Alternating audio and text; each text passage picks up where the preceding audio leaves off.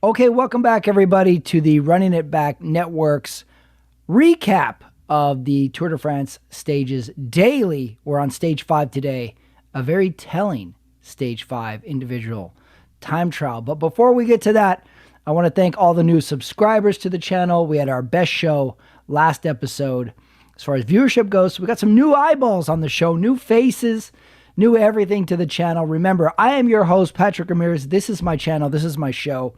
I am a comedian, so all my stand-up clips are right here up on the YouTube channel. All my shorts are up there as well.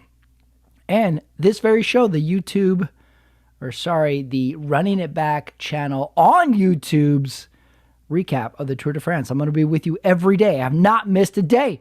And I'm going to have my special guest comedian pop in on some stages too. So, right to the action today, because today was action-packed. This was a day of redemption, a day of surprise, a day of fun, a day of tech, all today.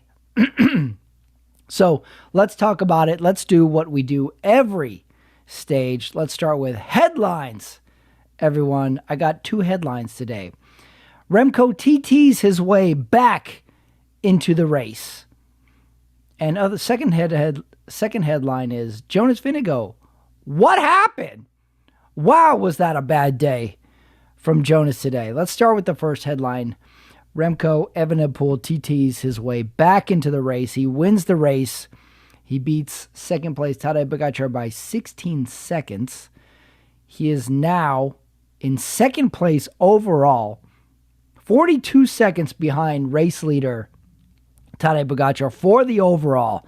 So he went from, I believe it was 8th, down to 2nd, and I heard the speculation that if he has a good TT and if he beats Pogačar and Jonas by the amount of time that he did a month ago in the Dauphiné, plus 33 kilometers, he could be in the jersey. And I was thinking like, oh, all right, maybe, but come on, that can't really. And I thought, I was like, well, maybe that could happen.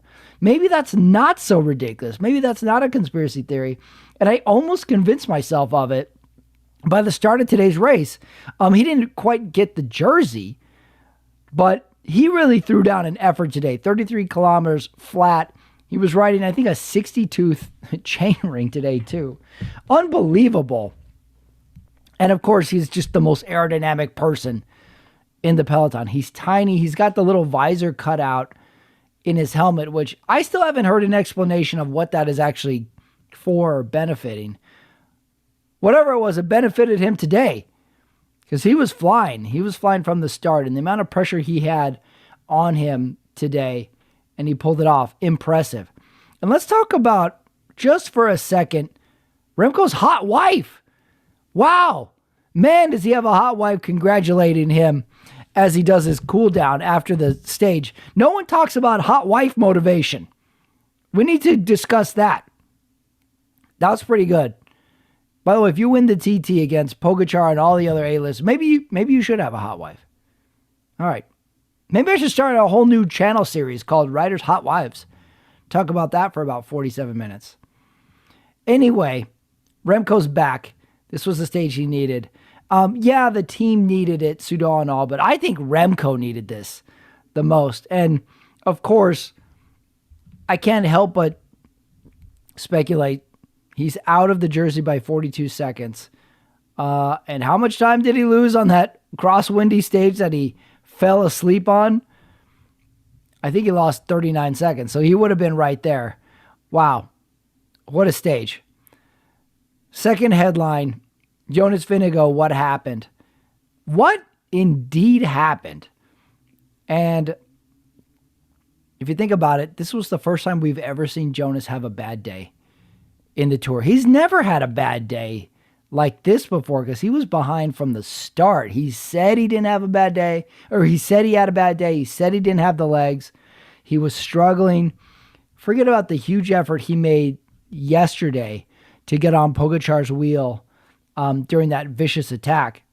Maybe there was something missing from that too. But not only that, look at his teammates. 2 teammates were faster than him today as well. Eduardo Affini was a pretty great surprise result for him today too. European TT champion. He brought his A game today.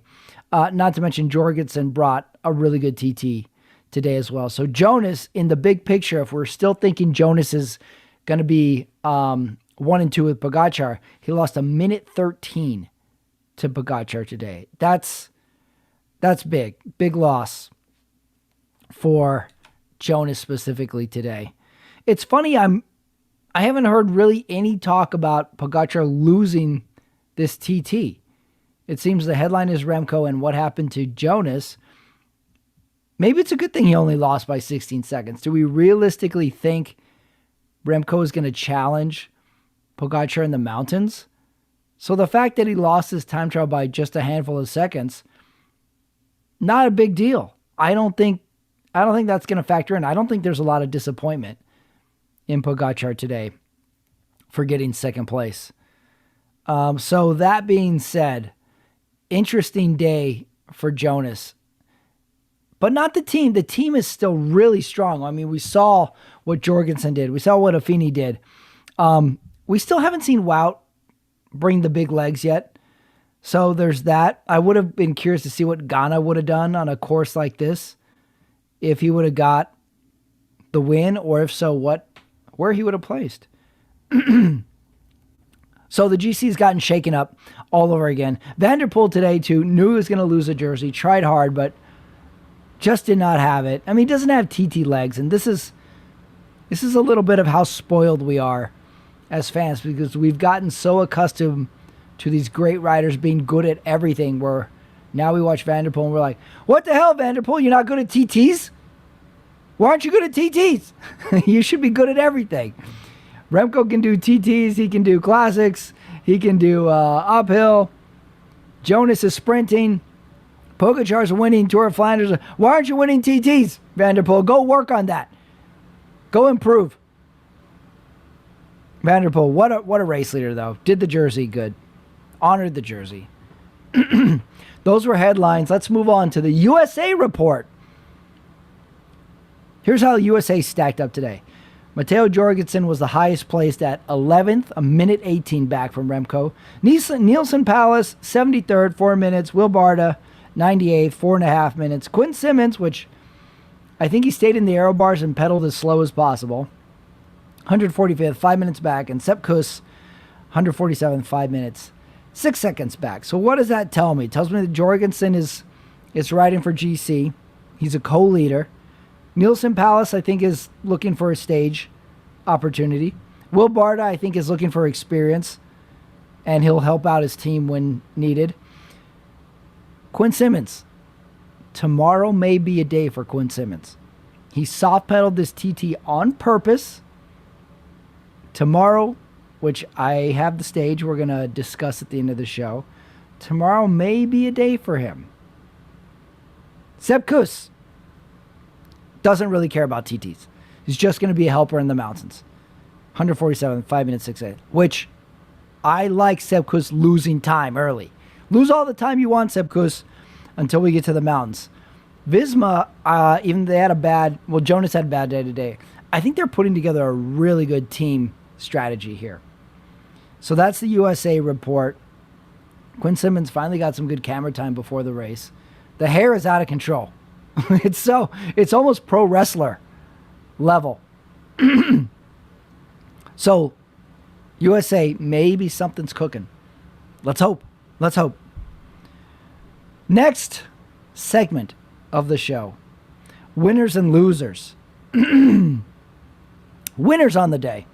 I got Remco Evenepoel, the individual. This means way more to him than it does for the team. The team is flipped at 180 because they won the stage with Melier. Now they won a stage with Remco. He's right back in the GC battle. We've got a few days before stage 10, which is a proper mountain stage. So they can be in the mix, maybe even... I don't think the jersey's going to change hands. What is his gap? It's 42 seconds to Pogačar. So I don't think it's changing hands. But they're in a prime position. Their morale's better. Couple things with Remco I was thinking with the team. I don't think we've ever seen the team have to support Remco. he's a rider that, number one, just kind of rides on his own in these finals of stages. He's working off of or benefiting from the Pogačar's and Jonas's team setting tempo, and he's following their wheels. But say he gets gapped off tomorrow and needs the team in the valley between climbs. We've never seen his team really be called to action. So the team morale, the fact that it's up somewhat, could be what he needs tomorrow. Another winner of the stage. How about this? Kevin Vauquelin? Check the GC standings. He's in third overall. For a French rider, he's having a dream start to this tour. Vauquelin had a good TT today too, so the fact that we had such a shakeup in GC and Jonas did bad, Remco did good, the jersey changed hands. Vauquelin, I think, was in the top 5. Go back to that day that him and Jorgensen slipped off the front. If they work together and stay away, whoa, Vauquelin. How about Arkea too, having a good tour as well for that small French team? He's a winner today. The fact that nothing this big was really expected from Kevin Vauquelin and the Arkea team, and this is where they're at. The team dinners, the sponsors, the calls from family members have got to be just ecstatic to be like, you're in third. You're French, you're in third. Great job, keep it going. Get in another move with Jorgensen now or something. Unbelievable. Losers of the day. Jonas loses time. We knew it. That's the big loser of the day. And it's just him, not the team. Now the team has got to be a little bummed out. Be like, what happened? Where were the legs? What do we need to do? Let's put it behind us, because tomorrow is a in-between stage that you still have to be on for. I didn't have any other losers. There wasn't that one silly crash in the TT that we seem to always see. No one had a completely ridiculous new time trial helmet tech, although they all seem to have the super wide helmet. All the companies have figured out that the helmet needs to be the width of the shoulders. They're completely ridiculous. So I was thinking, if you had to wear any of these TT helmets, which one would you choose? And for my money, it's the Met, the ones that Team UAE wears. I think don't look that bad. I think they look the best of the lot. Everything else has turned into just a super duper light bulb. The Giro one is leading the pack with ridiculousness. The Rudy Project one, the Bahrain guys, where just looks like they're wearing a salad bowl on their head upside down.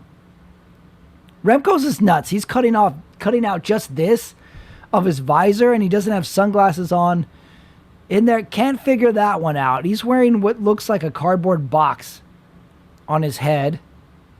The giant one that Jaco Lula is wearing is very fishbowl-like. Looks like he's wearing just an upside-down mixing bowl on their heads. Don't like that one either. I don't like any of them. They all look ridiculous.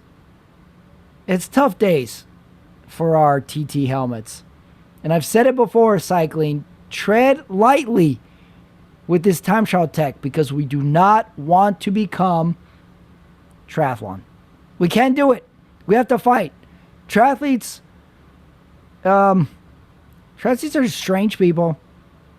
I think triathlons were invented for adults with ADD.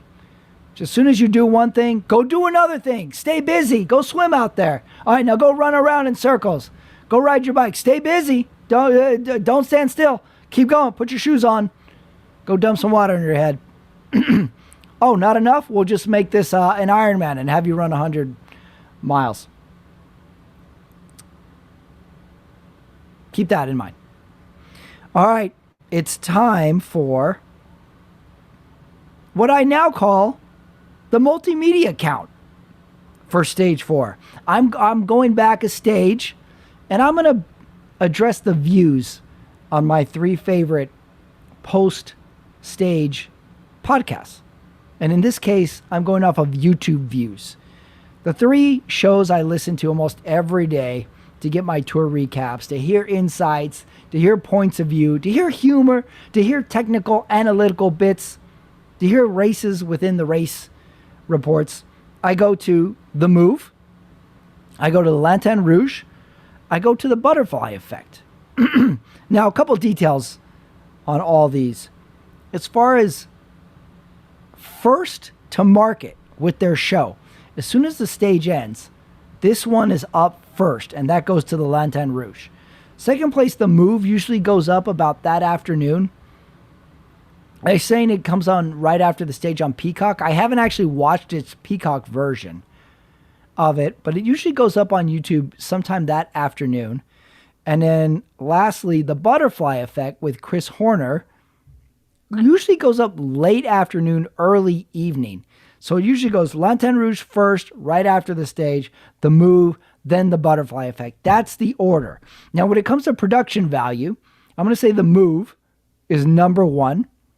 Lighting, the set, the editing, the camera switching, the audio is perfect. It's like a perfect show. Lanterne Rouge, they usually do a master shot, and then they have two cameras that switch person to person, depending on who's speaking. And that's about it. That's how they do it. They don't have clips. They don't have things like that, and they're very analytical. Butterfly Effect. This is Chris Horner just improvising every single day. He just gives you like a stage report.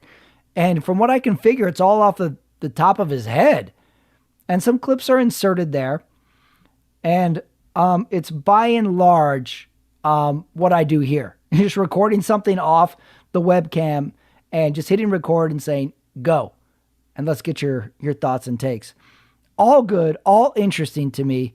I listen to them to see if they make the same points or if a new point is brought up or if there's something that I completely missed during the stage. Usually Horner is the best one for I didn't even notice this happen.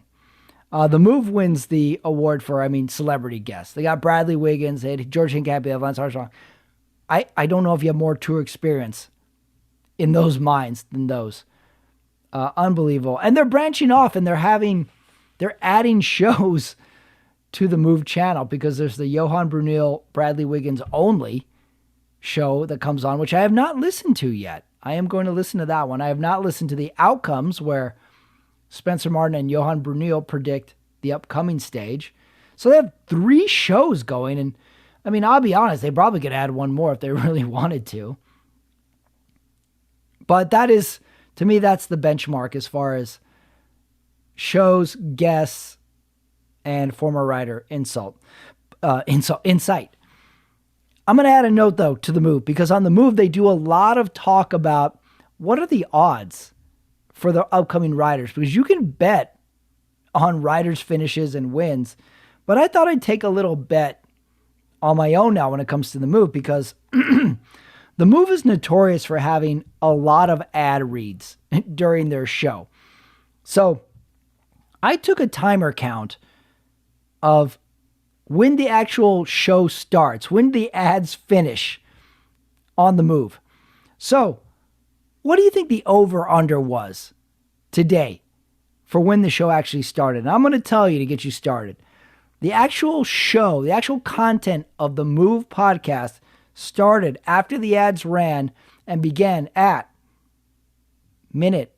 5 minutes, 32 seconds. 5 minutes, 32 seconds of ad reads for the Move. So I'm going to monitor it, see what we get tomorrow, time-wise. Okay, back to the multimedia report. Oh, maybe call it the overall. What's the overall, the multimedia report when it comes to YouTube views? This is for stage 4. The Move had 62,000 views. Second place was the Butterfly Effect at 48,000 views. And third place, Lanterne Rouge, 34,000 views. Interesting. The Move wins today by a good margin. So that's the Multimedia GC for today. Now let's move on to stage 6 tomorrow. Interesting stage because we're talking day after TT. Remember, a lot of riders that wanted to do good in stage 6 essentially took today off. So if we're talking breakaway, this is a great day for the breakaway. That being said, We have not had a lot of breakaway success in this tour so far. And I don't even mean the breakaway hasn't won a stage or stayed away. I mean the breakaway has not gotten far away from the group at all. So tomorrow, if you say like, oh, it's a breakaway day, on paper, 5 years ago, we would have said it's a breakaway day. I don't know that so much. What also could be, this could be a satellite rider breakaway day. This could be Sepp Kuss in the break and then come back to help Jonas type of day. I definitely could see that. Ultimately, it really comes down to how Pogačar wants to play the ends of these stages because they all queue up after him. If he goes hard, okay, the race is on this final climb. If he cruises it, I don't think we're going to have attacks. I think people are going to queue off of him. The racing has been really aggressive, so that could totally change. That I could be totally wrong on that. I would not be surprised if Jonas tries something tomorrow. He's already been aggressive. He's shown he can sprint on these little stages. And I think Jonas is a true competitor. He is not going to let this bad TT linger. Let's talk about stage 6 now. 201 kilometers. It's labeled as hilly. And what that means is there are a Cat 3, a Cat 3, a Cat 3, a Cat 3, a Cat 3. So 5 Cat 3 climbs, and it finishes with a Cat 4 climb and then downhill into the finish line. So breakaway potentially. Select group, big potential here coming into that final Cat 3 and Cat 4. This is another day Vokalem can hold GC potentially. This is a day that if it's right for Primoz, I say he could stay in this group and not lose time. And then this is another, if Visma has numbers going into that Cat 4 climb, they could do something. They could try and shake things up. If Almeida is on another great day, he could be a big help in neutralizing everything. But I'm looking tomorrow, I'm going to think a GC rider is going to put a rider in the break as a satellite rider. I think that's a really smart move. And what Visma has going for it is the co-leader right now. Because even though Jonas had a bad day, Jorgensen is right there to A, help or play a card for himself. And we've already seen it. He was aggressive a day ago. He was aggressive 2 stages ago when he shut it down with Vokalon. And now they know, like, we've got to hit Pogačar from 2 angles and force his hand. Tomorrow, I am really going to be watching. I'm going to have to sly watch it while I'm at work. And I'm going to have the phone on the side of my computer and just peeking at it. I haven't quite figured out how to do the audio on the sly, but I'm going to figure it out because I can't miss it. That's stage 6 for you. The tour's been great so far. Besides losing Jasper Philipsen, it's gone on without a hitch. No dumb traffic furniture crashes. No spectators in the road. No protesters. That being said, we're only 5 stages in. Anything could happen. But tour, let's keep it going. Let's have a great stage tomorrow. Maybe I should make predictions. People have been asking, like, well, what do I predict for something tomorrow? What do I predict? What's going to happen? Interesting, we haven't mentioned Van der Poel for tomorrow. I don't know. Is the stage too hard for him? So that's another one too. I'm going to go with, Quinn Simmons predicting that he finishes in the final tomorrow. That might be dumb of me. I'm going to predict he's finishing with the final group tomorrow. I'm feeling he wants it. He can do this stage. All the guy does is ride volume. The guy rides so much volume of miles that I don't think 200 kilometers is hard for him. He can't win, though. These guys are just on a level above. And if they've only had 5 stages in their legs and they want it, there's no one that can hang with a Pogačar, a Jonas, or a Mathieu van der Poel with good legs. So, I hate to state the obvious, Ramirez, but let's go Tadej Pogačar tomorrow. He's aggressive. He won that one road stage. He got second today. He's going to put a stamp on something. I'm going to go Pogačar. No breakaway stays away. They bring him back on the Cat 4 or Cat 3 final climb. And it's Pogačar again. And Jonas and Remco have got to be on alert. Can't lose time to him. There's time bonuses on the line. Can't lose time to him on the Cat 4. Although, it is neutral. If he gaps them, they can come back. This is where the teammates are going to play a role. Let's find out. That was the Running It Back Network's Tour de France recap show for Stage 5 in the Tour de France. Remco flipped it. Remco is back, everyone. He's back. Like Daniel LaRusso coming back to the tournament after Mr. Miyagi fixed him. Maybe Remco has a Mr. Miyagi of his own. We know he has a hot wife. All right, everybody, thank you for joining. If you made it this far, thank you, new subscribers. I am Patrick Ramirez. This is my show. I am a comedian. I am a cycling fan, and I'm bringing you the tour every day. So check it out. Check out my channel. Subscribe to it if you liked it. And if you didn't, subscribe twice. We'll see you tomorrow for Stage 6.